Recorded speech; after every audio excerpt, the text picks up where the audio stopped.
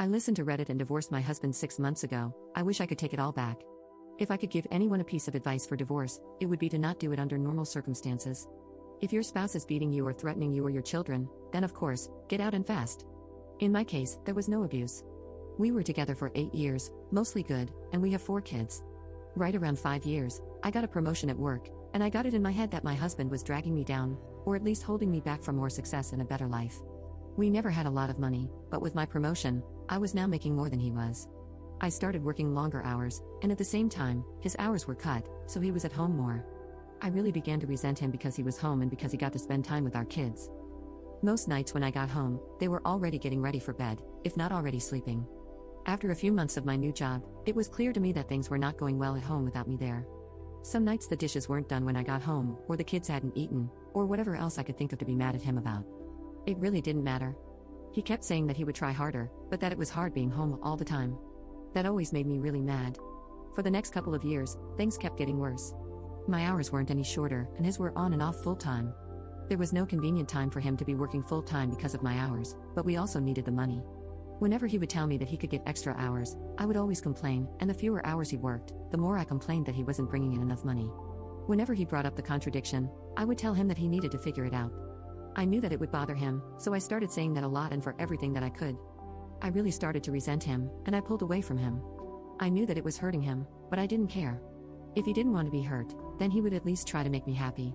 I used that same thing to justify when I started to talk to another guy at work. I thought he was just a friend, but talking at work turned into texting at home, and then pictures and videos, and then trying to sneak some alone time with him. I knew that it was wrong, but it made me feel so alive, and my husband had not made me feel like that in years. I was tired of being unhappy, and I was doing this for me. The worst was the night that I came home at a reasonable time and found that he had cleaned the whole house, cooked the whole family dinner, and picked out a movie for all of us to watch together. This would have made me swoon a couple of years earlier, but that night I couldn't even look at him, and I pretended to be sick. I spent the rest of the night in bed while he waited on me, checked on me, and even made me different food and brought it to me in bed. It made me feel terrible, and then it made me angry that he made me feel that way, and by the end of the night, I was texting with the other guy. Over the next month or two from that night, it did not matter what he did. He was wrong just for breathing most days. He would get so upset with how I was treating him, and I would just wait and egg him on into losing it because I knew it would happen eventually. After most of the fights we had, he would apologize for whatever I told him he did wrong, if there even was something, but I never did. I would usually find a way to make him feel even worse. I knew that I was right because he was wrong, and that was all that mattered to me.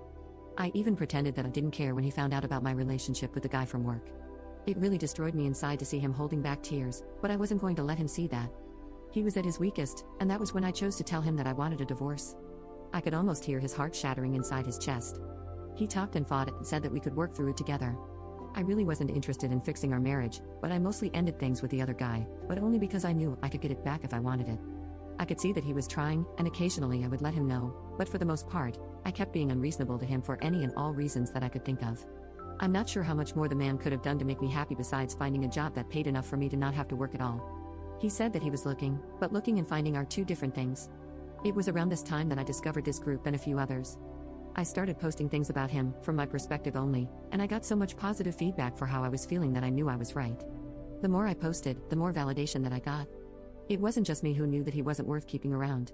I had the whole internet telling me how terrible he is. I started saying awful things to him and even outright ignoring him. I was so confident with mine and everyone else's opinion that I contacted a lawyer and within a couple of weeks had filed for divorce. I continued to use this site and a couple of others to validate my feelings and for encouragement to go through with it, and finally, it was done. It went pretty smoothly. He didn't ask for much besides not getting divorced and trying to work it all out. I didn't care about that, though. He was broken, but I was free. I could do whatever I wanted without feeling any guilt or answering to anybody. It was an amazing feeling of freedom. It didn't last long, though.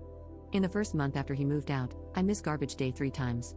There was also rarely a single clean dish, and the laundry sat in piles so long that I had to start doing the sniff test to see if it could be worn again. I also never saw my kids more miserable.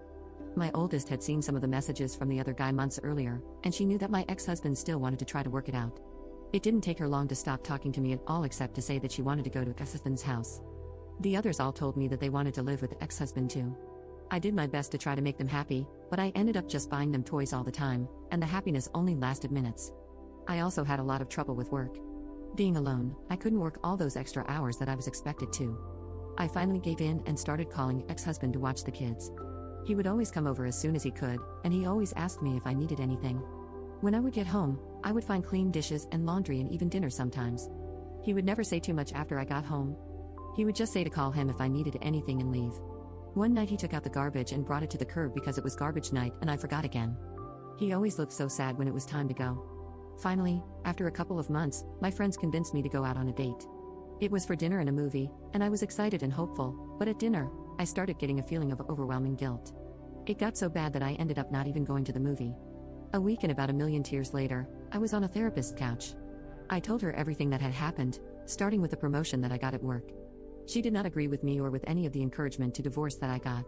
I ended up in her office 2 and sometimes 3 times a week, and the more that I talked to prove that I was right, the more that I started to see how wrong I was. It was truly heartbreaking. I don't know if I cried as much in my whole life as I did in the first month in her office. After about $2,000 of therapy sessions, I learned that my ex-husband had his faults, but I figured out that mine were so much worse. I did so many awful things and said awful things that I wouldn't want to be with me, but he did. I still remember him asking me in the meeting with the lawyer to please not go through with it. I did go through with it, though, and later I bragged on here how great it felt. I was so wrong, and now I can see it. A couple of weeks ago, I went outside with him when he was leaving the house. I asked him about getting back together. When he looked at me, his eyes were full of tears, and a couple went down his cheeks. He told me that he didn't know if he could. He said that the pain has been too much for too long and that if we got back together, I might just turn around and do it to him again. He said that he always thought that I would realize how much he loved me and stop, until I signed the divorce papers and let out a big, exaggerated sigh of relief. He said that hurt him more than anything else and that he doesn't know if he can ever trust me again. I don't blame him. I destroyed a man who, looking back, was a great husband. I deprived my kids of having a great father in the house with them, and I took his kids away from him. And me, the one who pushed for the divorce expecting happiness and a life of freedom, spends all my free time sitting at home or sitting on a therapist's couch. Please don't just take the advice of anyone on this site or any other about getting a divorce. If your marriage is bad, look at yourself first and see if you can make changes. This is advice for men and women. Getting divorced is not fun. Being divorced is not fun. And seeing your husband broken and your children never happy because of your actions is the most painful experience that I can imagine. I wish all of you well and hope that you will give your marriages a second chance.